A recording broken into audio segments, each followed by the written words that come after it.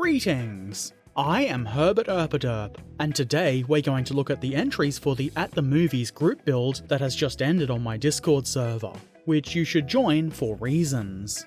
A new topic has been selected for our current group build, and I'll talk about that a bit more later. As I said just a few short seconds ago, the most recent group build was called At the Movies, which, as the name might suggest, features models that were based on things that were in movies. No need to waffle on too much, let's go check out the entries. First up we have Mah Knowles' entry. This is an Imperial Star Destroyer from 1977's Star Wars. It's a Revell model in 1/12,300th scale, which I suppose is a pretty uncommon scale. The model looks amazing. It's not an overly complicated paint scheme or anything, but it still looks really interesting. Great work.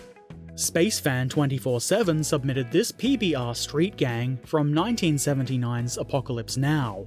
The model is in 1/35th scale from Tamiya. SpaceFan made a video showing this model in action, and I'll put a link to that in the description if you would like to check it out. I think it's quite nicely done, and it makes me feel like I should watch the movie again. Maybe I will.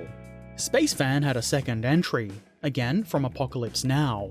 I suspect he might like that movie, with good reason.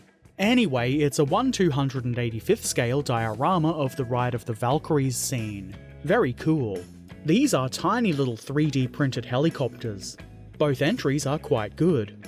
Next we have Sturmgeschütz 3 Ausführung F2, who's entered this little diorama. This is based on 2016's Land of Mine, a movie that I've never seen, but it seems to involve a jeep. This diorama is in 1/35th scale, and the models are from various manufacturers. I really like the way the dirt looks. Very well done. KSI Agent Texas entered this ATST, ATST, from 1983's Star Wars Episode 6 Return of the Jedi. The model is in 144th scale from Bandai. These walkie boys look really nicely done. I've always found them to be pretty interesting, and it's always nice to see them in model form. Very cool. KSI Agent has also submitted another entry, the second being this TBF Avenger from 1976's Midway.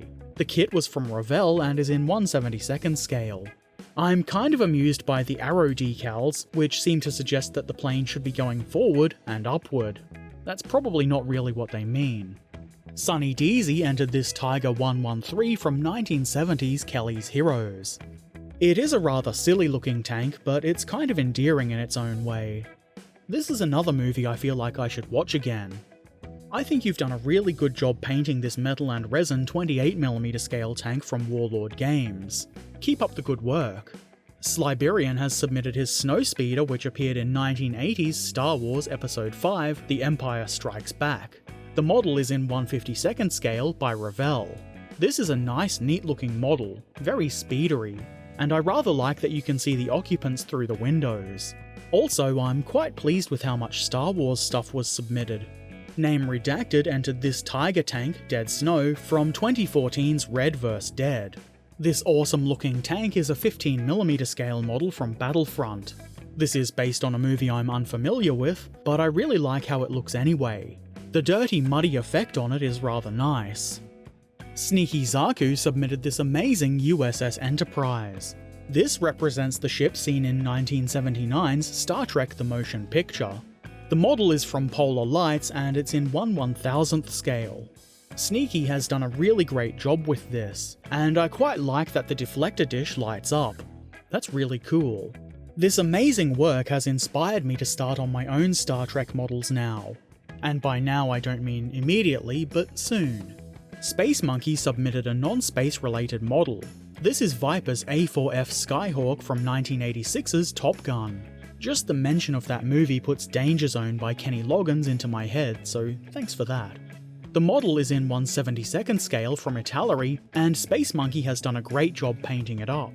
And another plane from Space Monkey. It's a Messerschmitt Bf-109E from 2017's Dunkirk. It really came out that long ago? Anyway, this is a Special Hobby Hispano HA1112 Bouchon. I'm not quite sure if it should be said 1112 or 1112.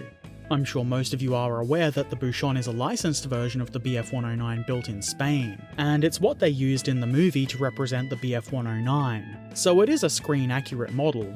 Hope for the Best submitted this US Coast Guard helicopter from 1991's Loaded with Death.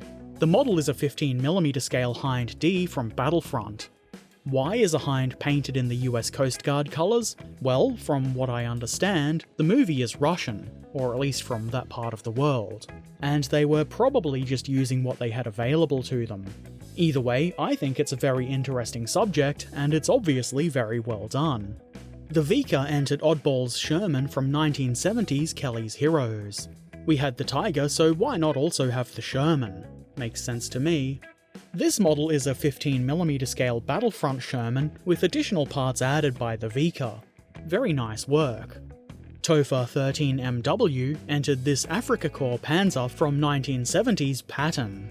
Obviously they didn't have German tanks for the film and repainted Pattons for the role. The model is a 15mm scale 3D printed M48 Patton, and I think it looks really nice, especially for a 3D print. Very clean, good work. And finally, the group buildsman himself, Major General Bunk, shared this pair of T-34-85s from 1977's Cross of Iron. These tanks are in 1/72nd scale from Pegasus, and include some scratch-built details by Bunk. They look really good, and the dust effect you've done is just awesome.